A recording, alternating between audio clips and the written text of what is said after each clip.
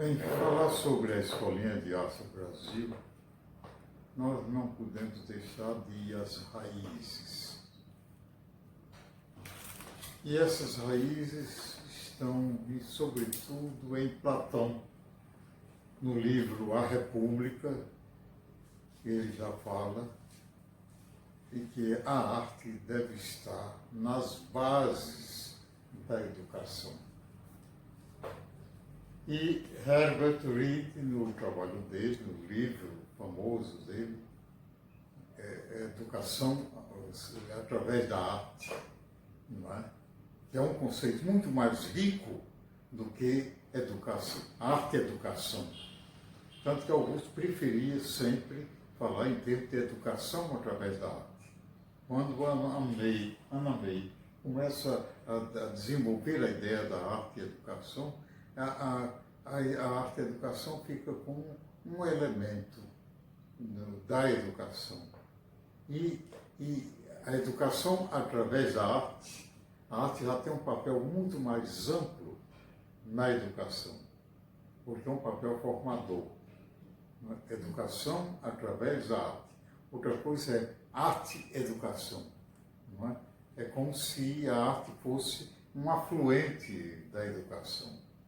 E a ideia não é esta. É todo o processo educacional que se faz através da arte.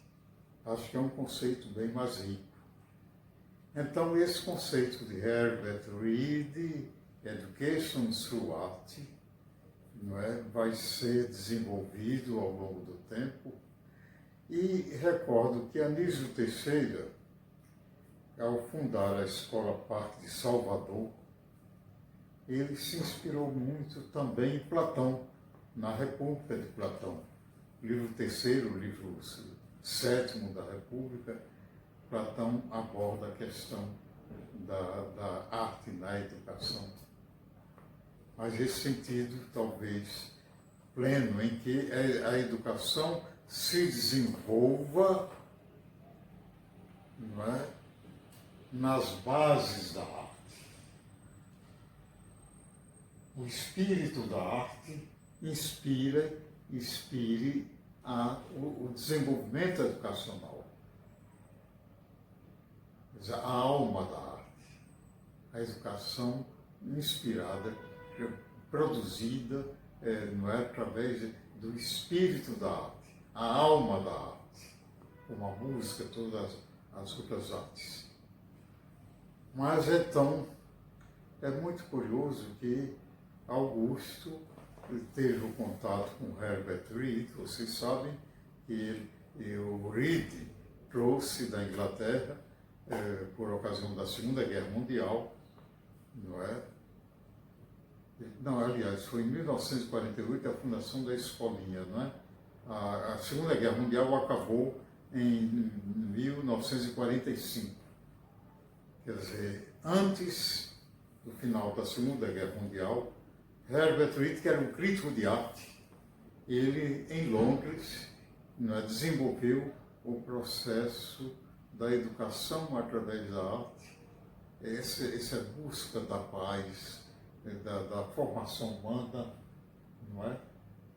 No trabalho educacional, através da arte. A arte é que alimenta, que traz a força espiritual para o desenvolvimento humano. E o fato é que ele trouxe a exposição dos trabalhos das crianças para o Rio de Janeiro. Houve, não sei se foi na Escola de Belas Artes, a exposição dos trabalhos das crianças. Augusto esteve lá visitando a exposição, conheceu Herbert Reed e se deram muito bem. E Augusto contou, eu vi de Augusto, de que uma criança, vendo os trabalhos das crianças inglesas, essa criança brasileira disse: "Isso eu também sei fazer", não é?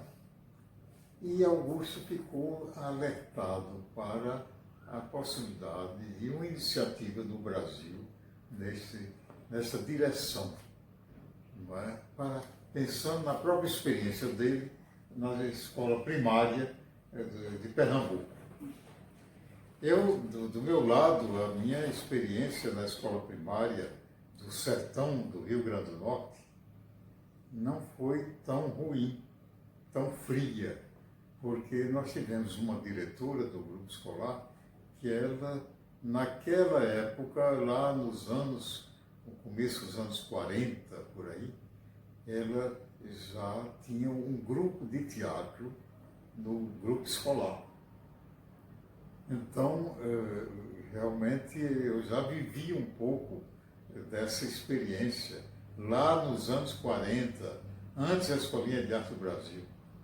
Para você ter uma ideia, Branca de Neve foi encenada, o espetáculo, e eu fui o 7º anão de Branca de Neve, e na segunda edição eu fui o príncipe com Branca de Neve. Eu sei que realmente essa ideia da arte presente, né, no processo educacional, quer dizer, eu já vivi um pouco, porque a arte é alegria, né? A arte traz muito prazer. Eu fiz o 7º anão como o príncipe de Branca de Neve com muita satisfação. E todas as crianças que estavam trabalhando comigo, não é? Quer dizer, é um momento em que você entra em contato com ideias, com sentimentos, no relacionamento humano. A arte, o teatro, é uma grande escola de formação humana, não é? Bom, então eu venho para o Rio de Janeiro, ia fazer vestibular de medicina, levei pau no vestibular e nisso eu entrei um dia na Faculdade de Filosofia, estavam organizando o vestibular para filosofia e eu ouvi uma aula de preparação para o vestibular sobre Tales de Mileto, os pré-socráticos. Eu fiquei tão entusiasmado que não tive dúvida, acompanhei o restante das aulas, fiz vestibular, passei em 4º lugar e então, quer dizer, minha formação, como você também, Patrícia, foi basicamente no curso de filosofia. E isso foi nos anos 50. Curiosamente, quer dizer, já depois, Augusto fundou a Escolinha de Arte do Brasil em 1948. Os jornais deram maior destaque a Augusto, jornalista, não é? E artista ao mesmo tempo. Não é? Eu fui visitar a escolinha que estava nascendo no jardim da Biblioteca Castro Alves. Eu fui visitar. Eu achei tão original, tão diferente, quer dizer, uma escolinha no jardim. Aí depois eu me lembro que eu vi uma reportagem sobre a Bauhaus. E o arquiteto da Bauhaus, eu não me recordo agora o nome, um grande arquiteto, né? Que a Bauhaus é aquela grande escola de arte na Europa, não é? Durante a Segunda Guerra Mundial. Não é? O arquiteto imaginou um projeto de escola em que todas as salas de aula dessem para um jardim. O jardim era o centro, não é, daquela escola, do projeto dele de arquitetura escolar. E, curiosamente, a Escolinha de Arte do Brasil nasce num jardim de uma biblioteca. Bem, essa foi o nascimento, a repercussão na imprensa foi muito grande. Carlos Drummond de Andrade foi um dos entusiastas, o grande poeta Drummond escreveu várias crônicas, sempre que a escolinha estava em dificuldade, sobretudo financeira, não é? Augusto dava uma palavra a Drummond e logo vinha um artigo dele, uma crônica, não é? Em defesa da escolinha. Bom, o fato é que a liderança de Augusto é indiscutível, não é? dizer, há alguns anos veio uma professora orientanda de Ana May, não é, e sugeriu que me procurasse me entrevistar, porque eu tinha feito o número zero, o número experimental do jornal Arte e Educação. E ela então veio me falar, a primeira pergunta dela foi se eu era o autor dos textos de Augusto. E eu respondi que Augusto era um homem de ideias. Augusto Rodrigues pensava, ele era um intuitivo.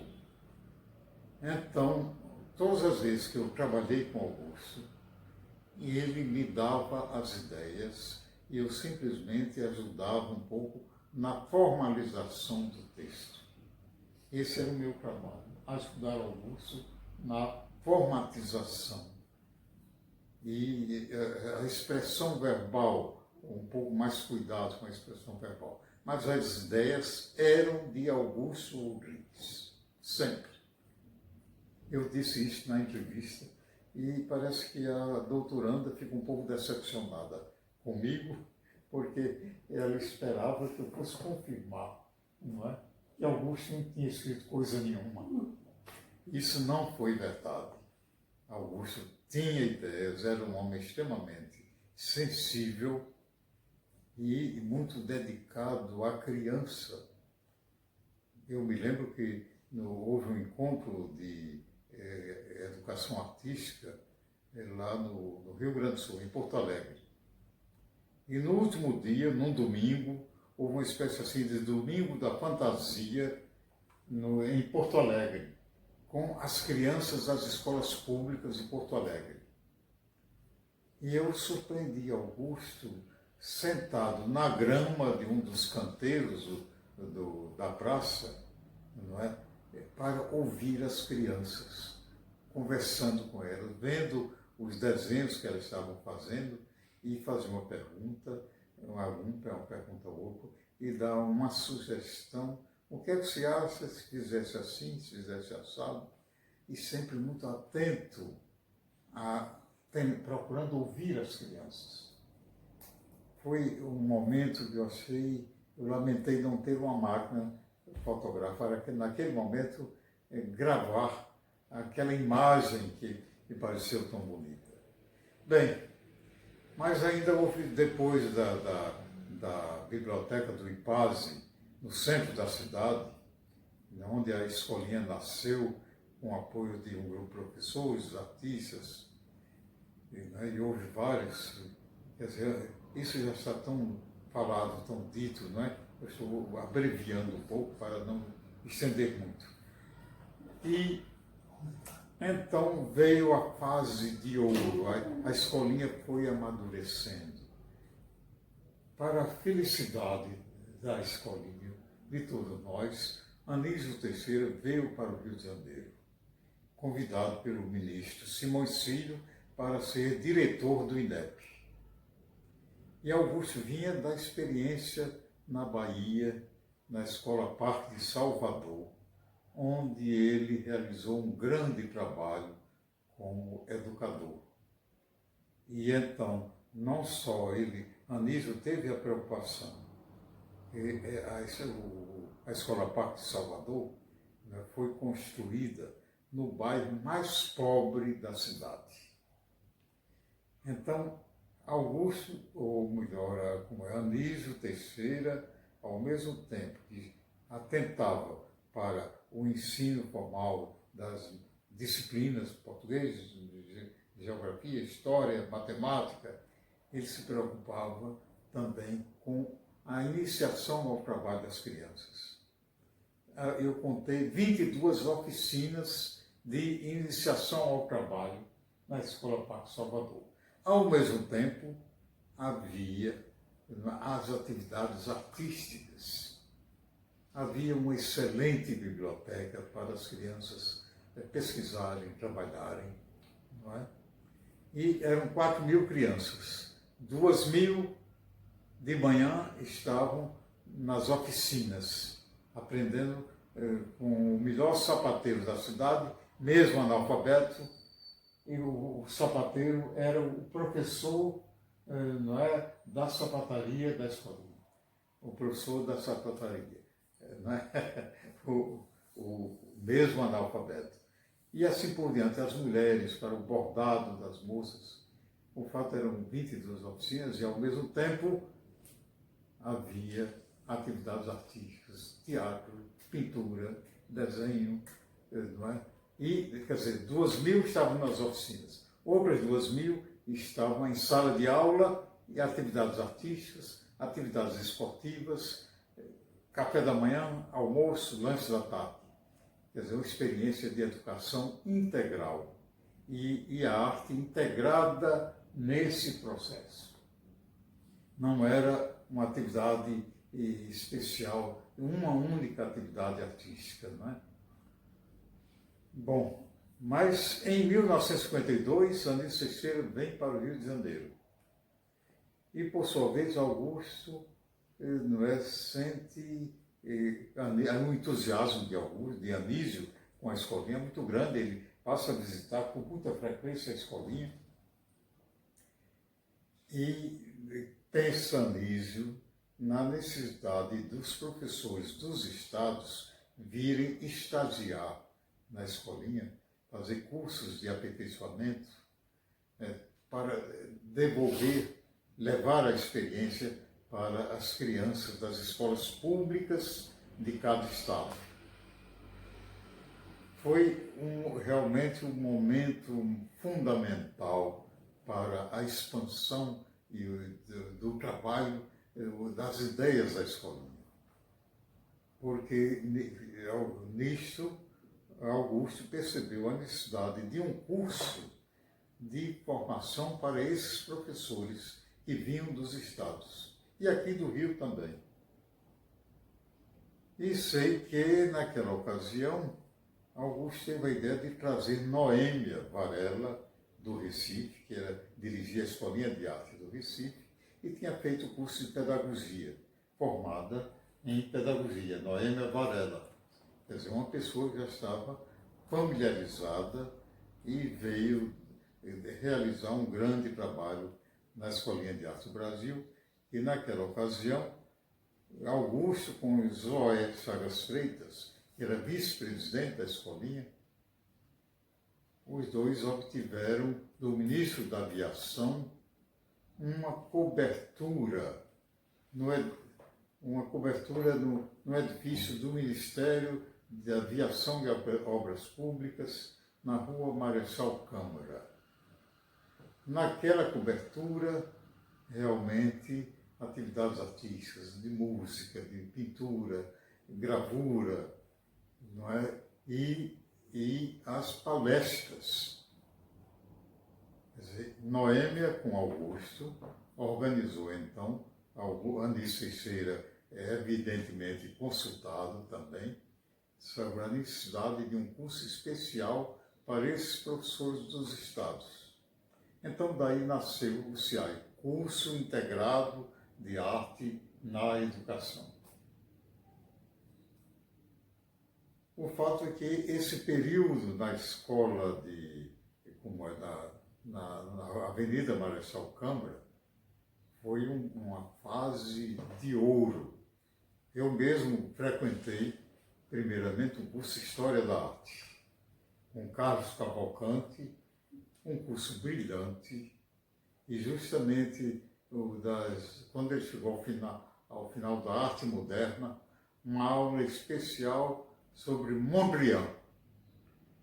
E para cada aula ele levava gravuras e também slides dos trabalhos dos artistas, ao mesmo tempo que ele desenvolvia toda a formação e a realização de cada artista, não é?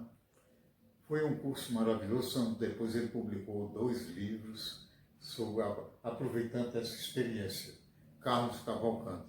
Eu fiz o curso com ele, eram várias pessoas, geralmente é um curso feito à tarde.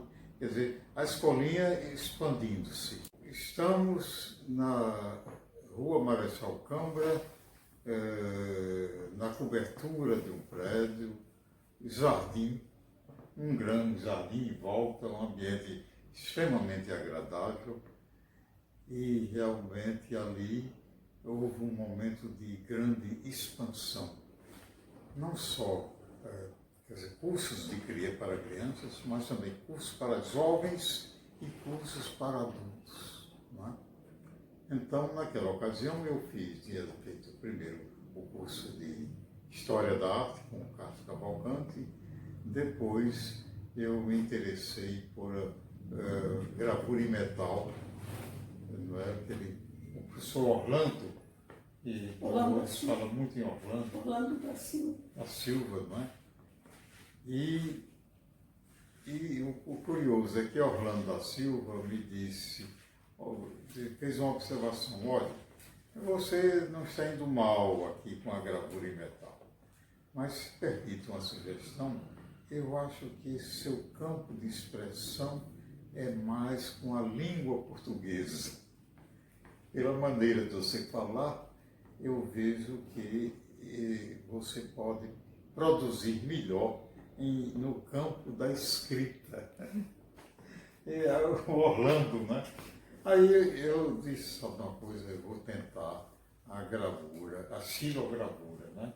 E José Altinho, Marília Rodrigues foram meus professores de xilogravura. Eu fiz algumas filas e até tenho em casa ainda uma matriz de a Guerra do Vietnã. Eu imaginei os soldados armados na Guerra do Vietnã, a reação do povo vietnamita contra a invasão, e então eu tenho essa matriz em casa ainda, não é? Guardei como lembrança daquela experiência com a xilogravura.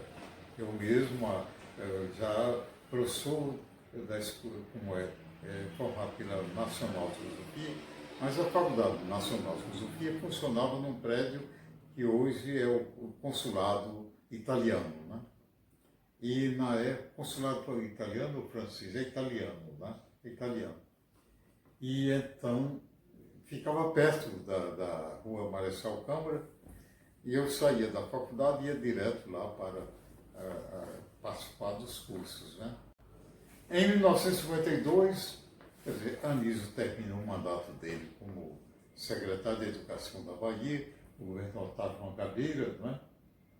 Otávio Mangabeira foi um grande governador da Bahia. E justamente ele queria organizar o secretariado dele, ele queria pessoas especiais, né? Capazes em cada um das secretarias. E então, para a educação, ele não teve dúvida. O único brasileiro naquela ocasião que tinha feito mestrado era Anísio Teixeira, que tinha feito mestrado na Universidade de Colômbia, em Nova York. E antes, Anísio queria ser padre jesuíta, né?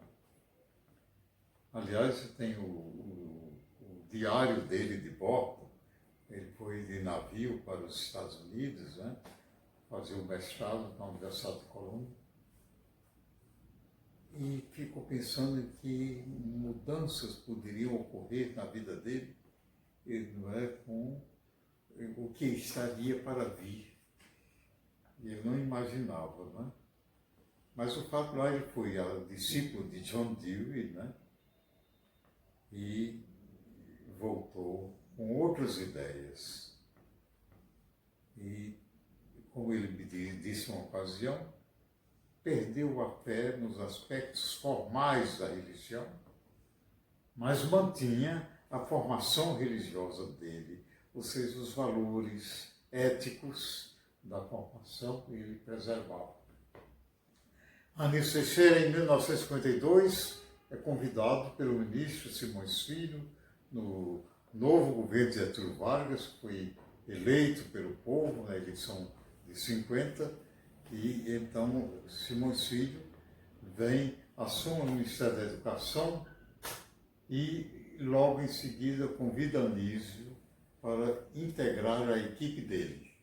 Inicialmente, Anísio vai para a CAPES, organizar o programa de bolsas de estudos.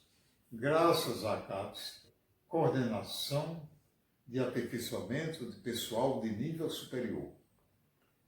Então, bolsas para os professores brasileiros que estavam terminando a sua graduação, fazer especialização nos Estados Unidos, na Itália, na França, na Alemanha. E assim, era a grande preocupação de Anísio formar quadros competentes para a educação brasileira em todos os níveis, do pré-escolar à pós-graduação. E graças a esse grande trabalho da CAPES, no tempo que ele ficou 12 anos como diretor da CAPES, né? Foi muita gente que teve a formação do exterior, em todas as áreas científicas. Com este pessoal foi possível, então, instituir a pós-graduação no Brasil, o que foi acontecer em 1968, com a reforma universitária, para a qual Anísio deu um grande depoimento na Câmara dos Deputados.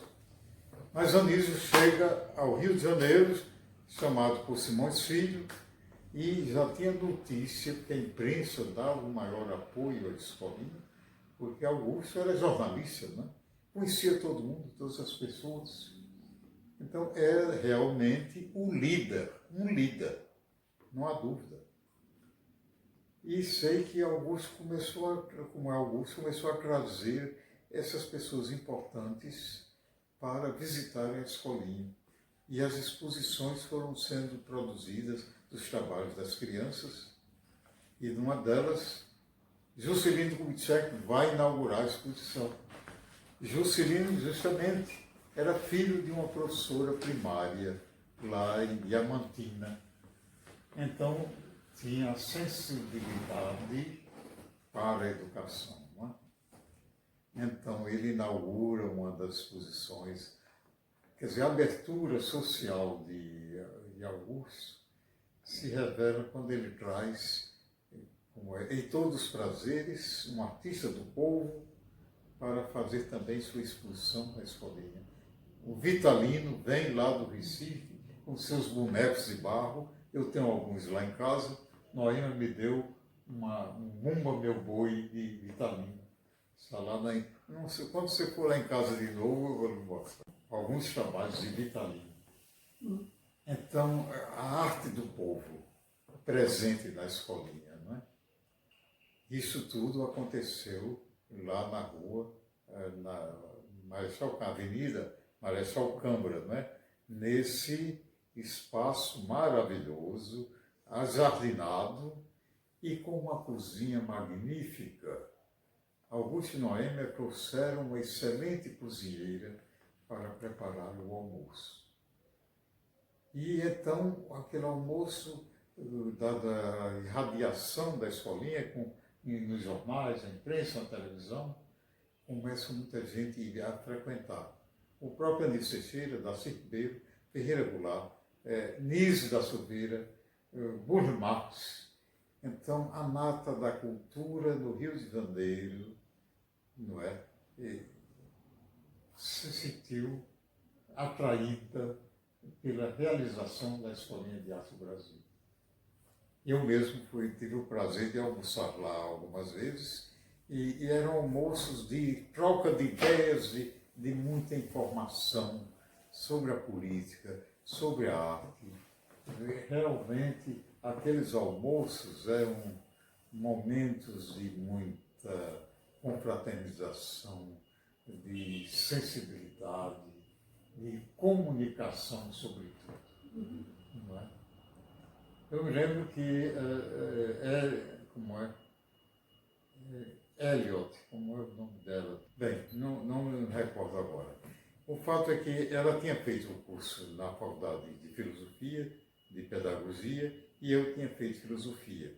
E então um dia lá nós comentamos, que tal fazer um cursinho sobre as ideias de Herbert Reed, não é?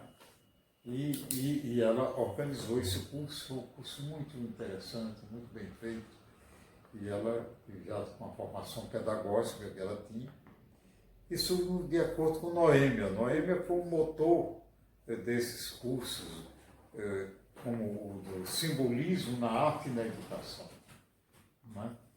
Para você ter uma ideia, Monique Ograr, como psicóloga, ela é professora da Fundação Getúlio Vargas. Burle Marx foi um dos professores. A última palestra desse curso, Simbolismo da Arte na Educação, foi lá no maciço da Pedra Branca, onde ele fazia as grandes experiências dele, não é? Burle Marx. Ele realizou lá a última palestra desse curso. Quer dizer, eram bem 40 alunos e nós fomos lá para aquele bairro, era o sítio dele, sim, mas quer dizer, tem um nome do bairro lá, que fica mais fácil para situar. Pois bem, a última palestra foi lá na casa dele, depois ele nos levou para ver as experiências dele nos vários canteiros que ele tinha organizado, experimentando que plantas.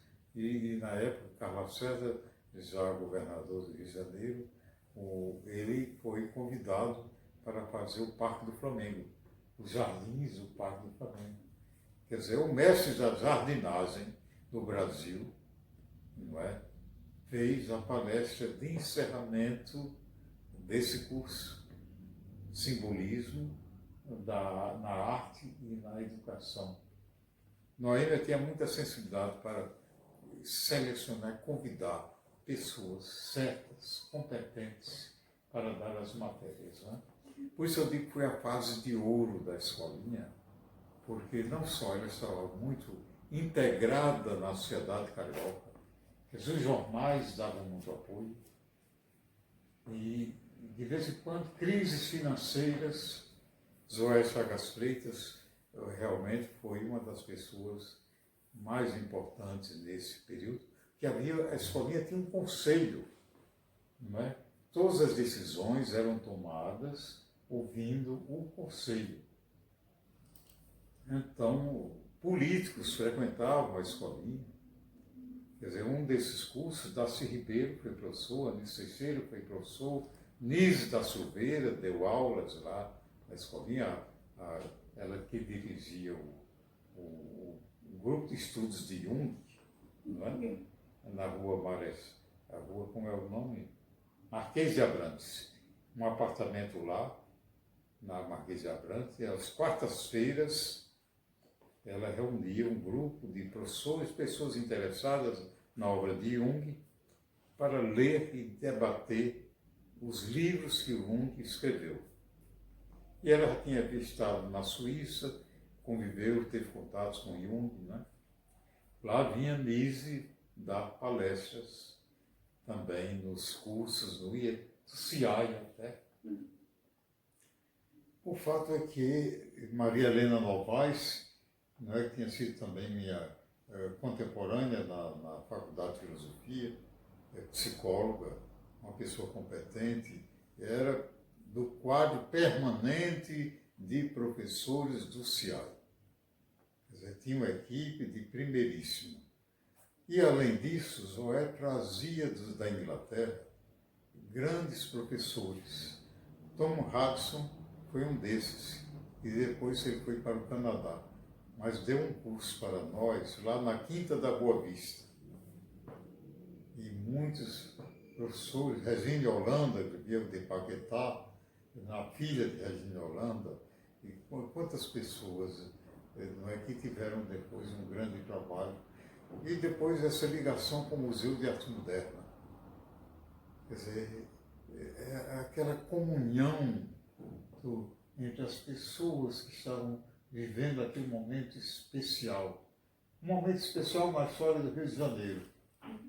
O Museu de Arte Moderna, por sua vez, tem uma projeção enorme, emprestava filmes, a Cinemateca do Museu de Arte Moderna.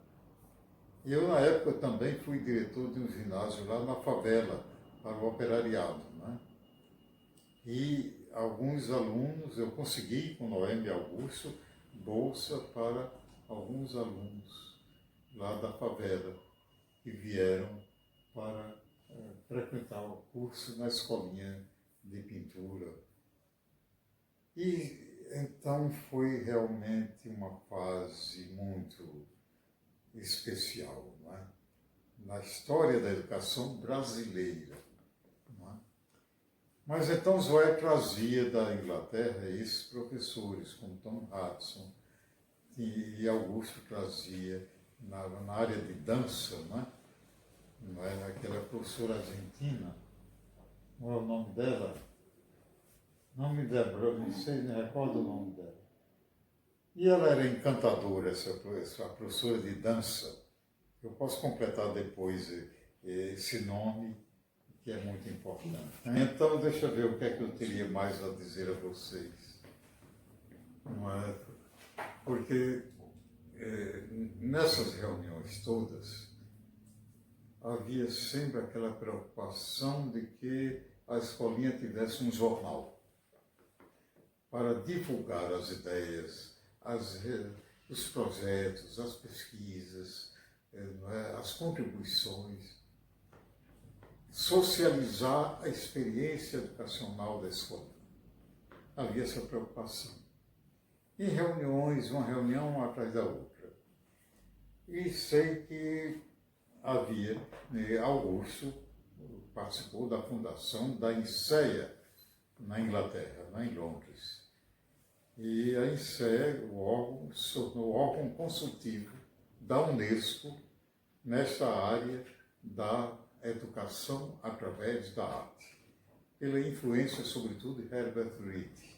Ele, Augusto e vários outros educadores fundaram a INSEA, International Society for Education through Art. Esse através é essencial, é fundamental. Então, Augusto, teve que voltar à Inglaterra, levando, por sua vez, depois da fundação da INSEE, exposições dos trabalhos das crianças. E ele não falava inglês, Augusto, né? E ele perguntou com o intérprete, a Herbert Reed, como é que ele ia se virar se ele não falava inglês. Né, com os jornalistas iriam entrevistá-lo, não é, para saber mais informações, publicar nos jornais. E Herbert Reed disse a Augusto, segundo ele me contou, basta você dizer, tomorrow please, tomorrow please, amanhã, que amanhã ninguém mais iria procurá-lo. Tomorrow please. E Augusto não teve dúvida. Tomorrow, please. Tomorrow, please. Maria Fuchs, perfeito. Eu vi, até houve um número do jornal que deu destaque ao trabalho de Maria Fuchs. E houve outra figura extraordinária, que era professora do CIAI, que deu uma grande contribuição também, que foi Cecília Conte, né, que morreu o ano passado, o ano passado, né? Tanto que agora, Maria Lourdes Fávero, Osmar Fávero e eu estamos concluindo a terceira edição do Dicionário de Educadores já falecidos. Então, da Escolinha de Arte do Brasil, Augusto foi o primeiro, não é?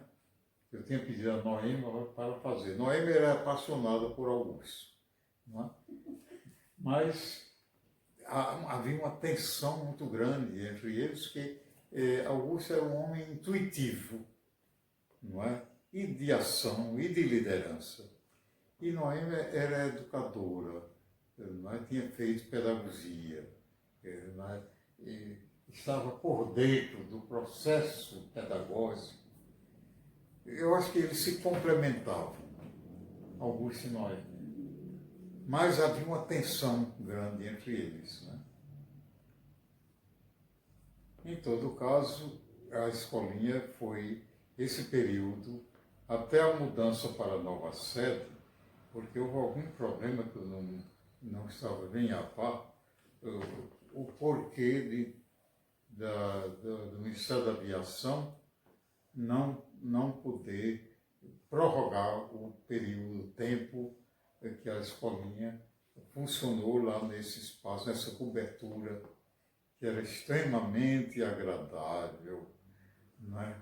foi realmente uma experiência social quer dizer, do Rio de Janeiro, da cidade, jornalistas que iam lá saber aquela novidade da educação brasileira.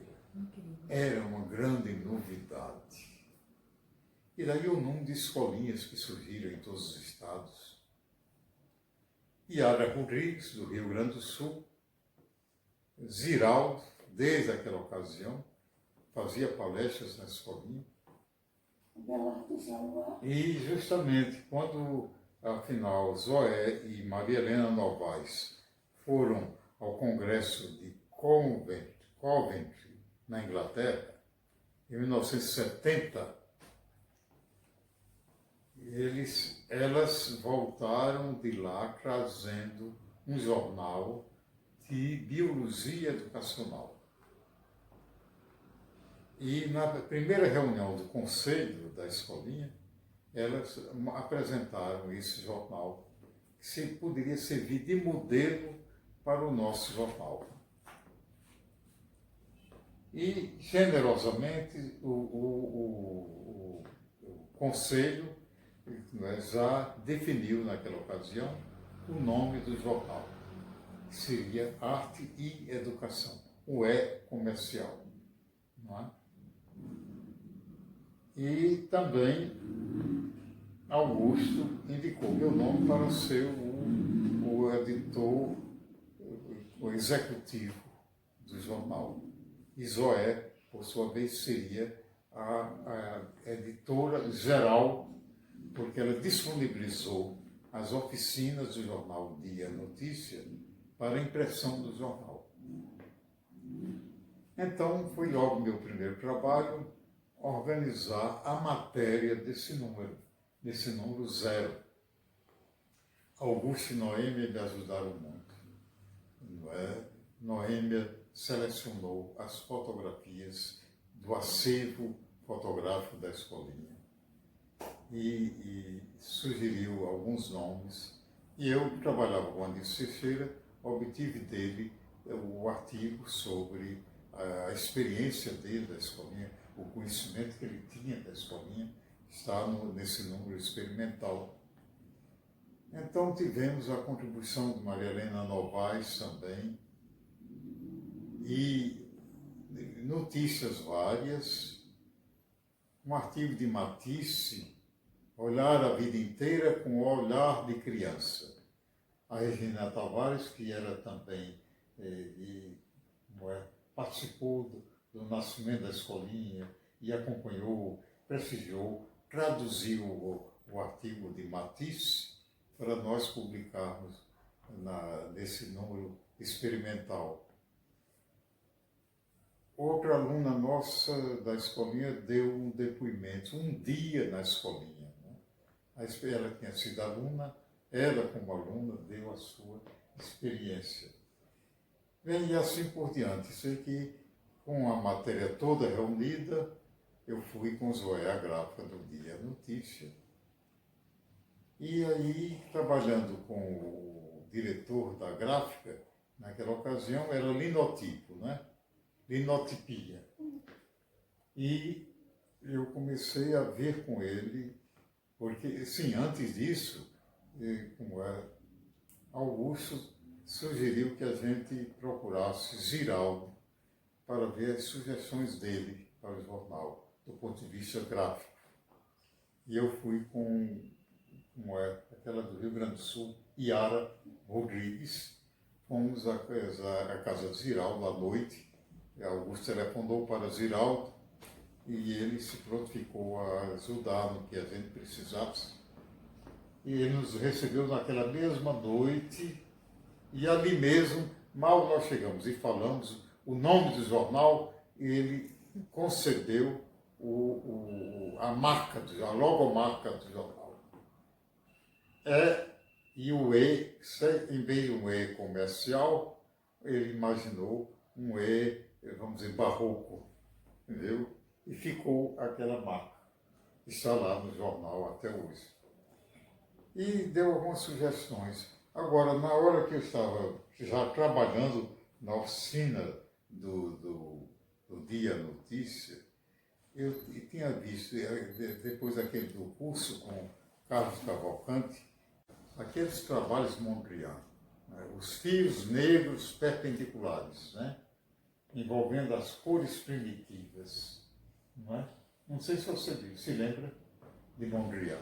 Eu fiquei tão entusiasmado, eu tinha ido a Amsterdã e fui ver a exposição do Museu de Arte Moderna de Amsterdã, onde tinha um espaço grande dedicado a Mondrian.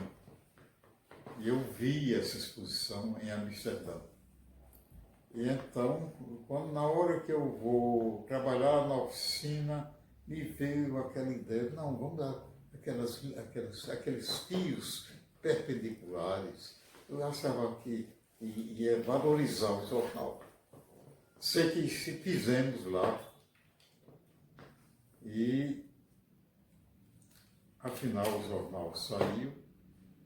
Eu trabalhei um bocado e Augusto ficou tão entusiasmado e quis levar o jornal para o estúdio. Mandou gratuitamente para os jornais.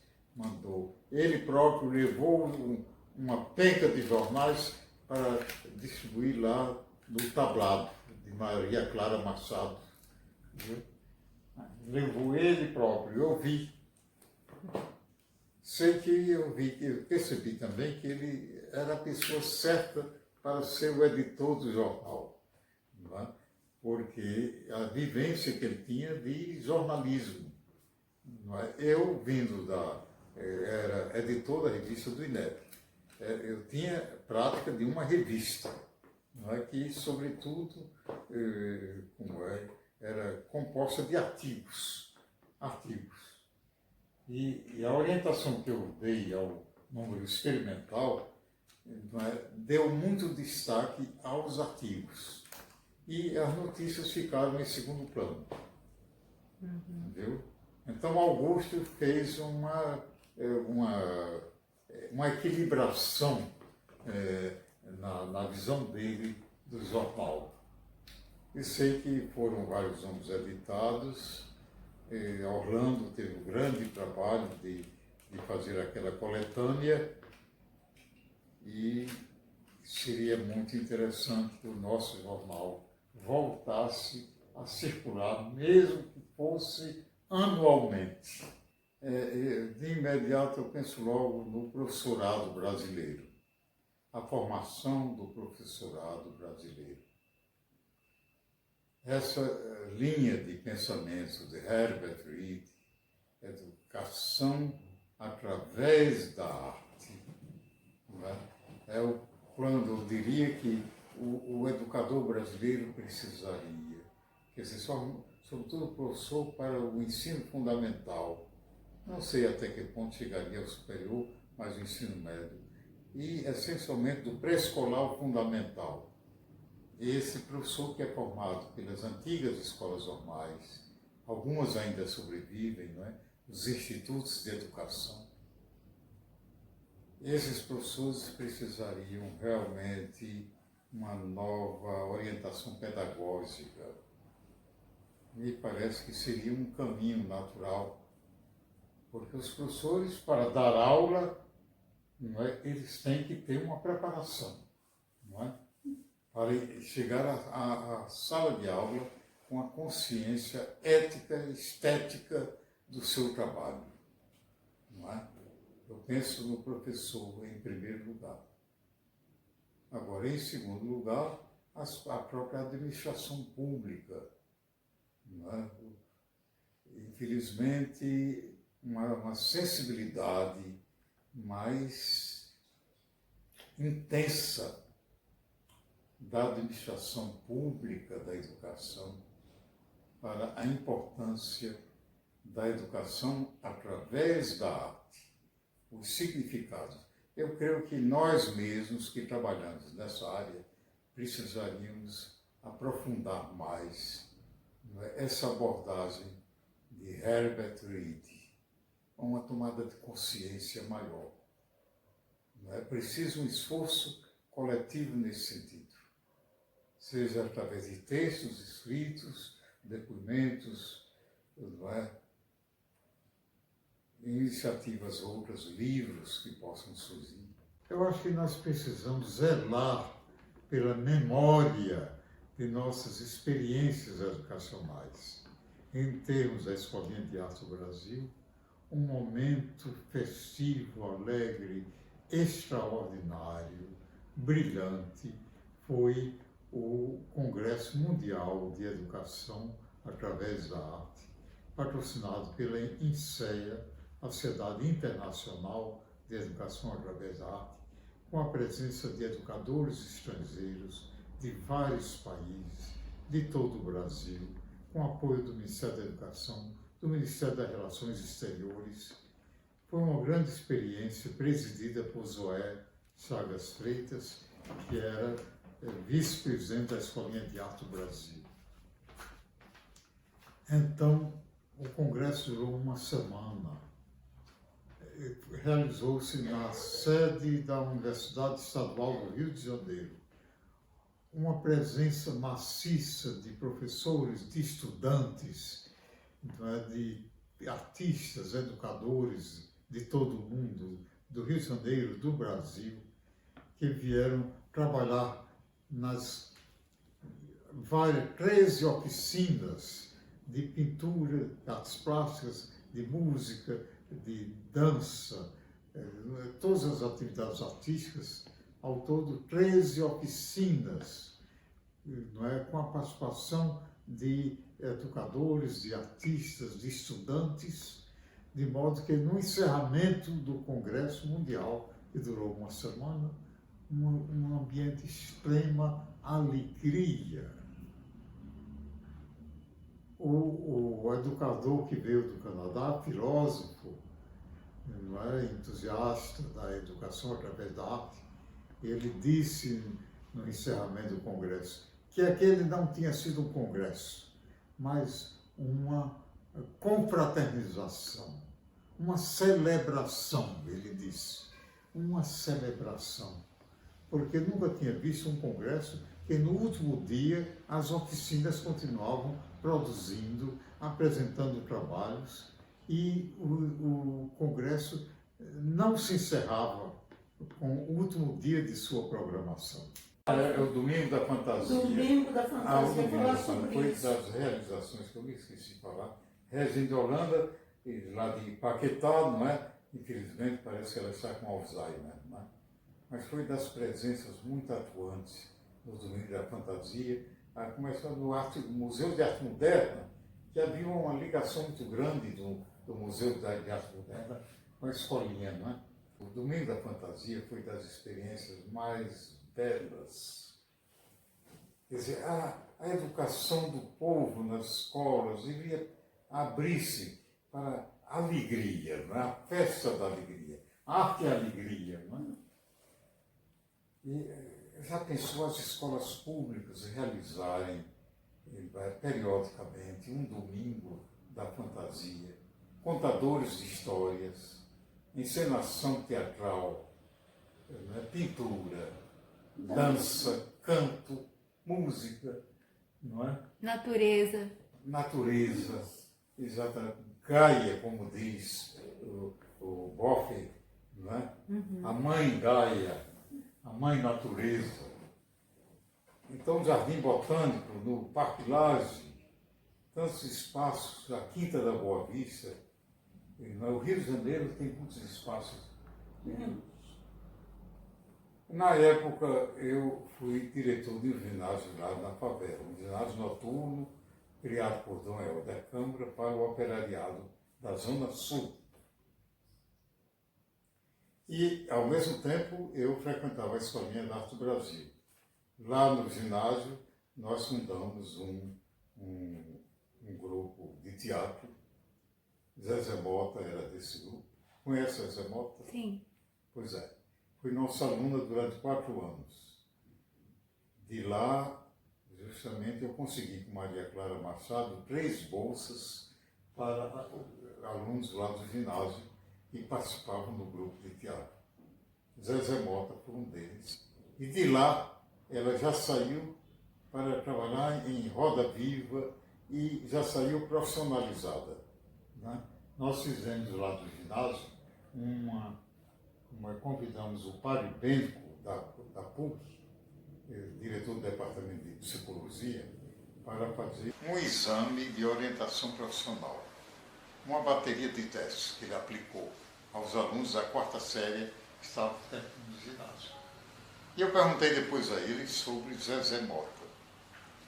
O que é que os testes de Zezé Mota estavam indicando. Aí ele disse para mim que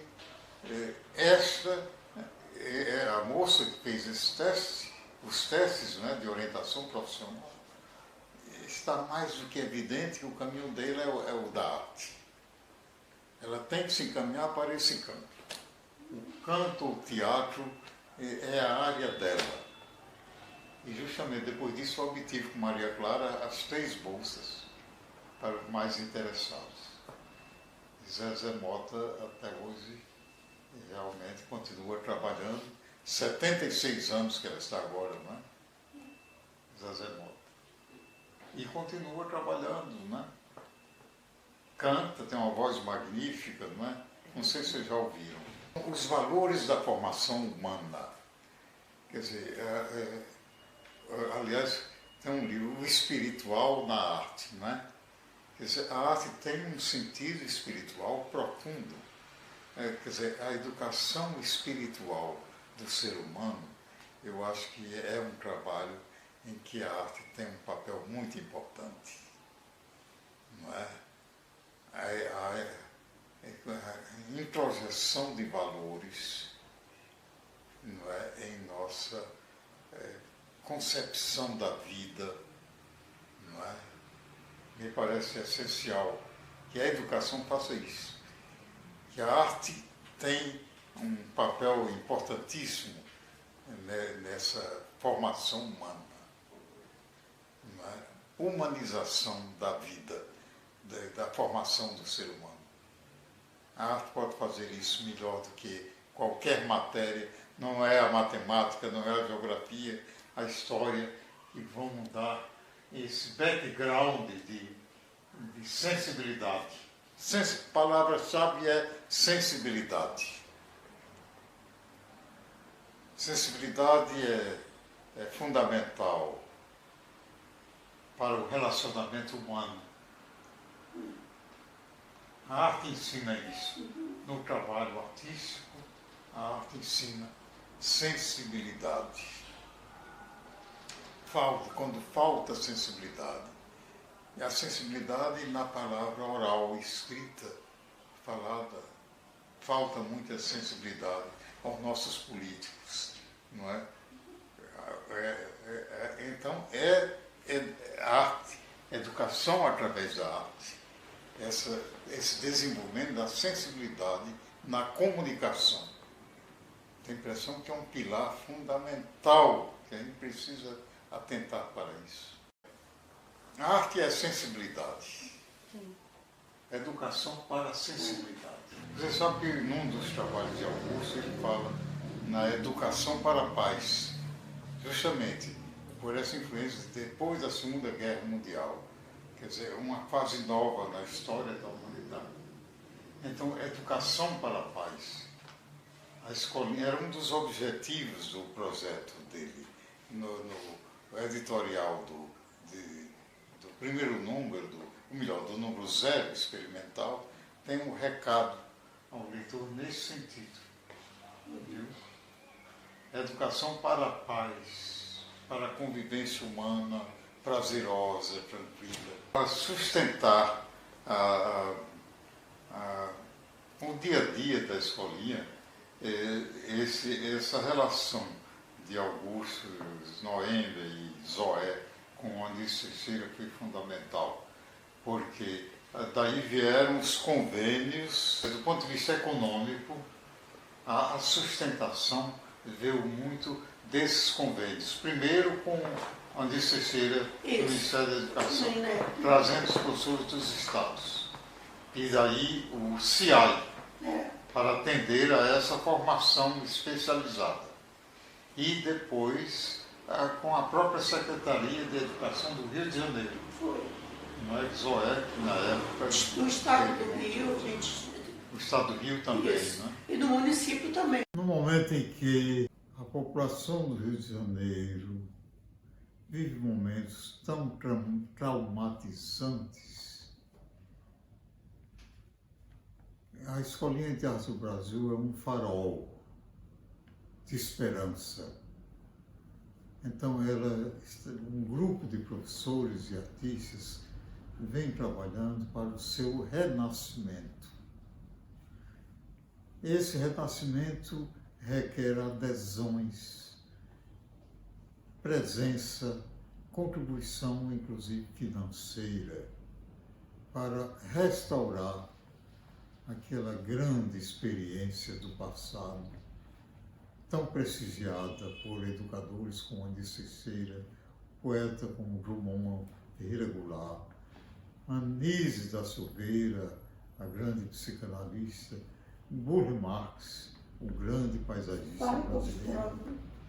E foram tantos que deram a sua contribuição para o desenvolvimento dessa experiência que agora está sendo reativada, revalorizada, para dar uma resposta nova, trazer alegria para o povo do Rio de Janeiro, para o Brasil, com soluções criativas no campo da educação através da arte.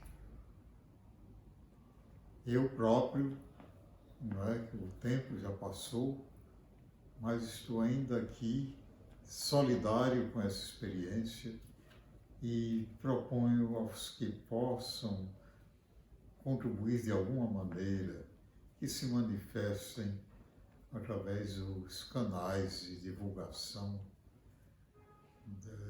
dos contatos que podem ser feitos na sede da escolinha, logo termine essa pandemia, as reuniões poderão ser realizadas, programadas, queira Deus, ainda este ano.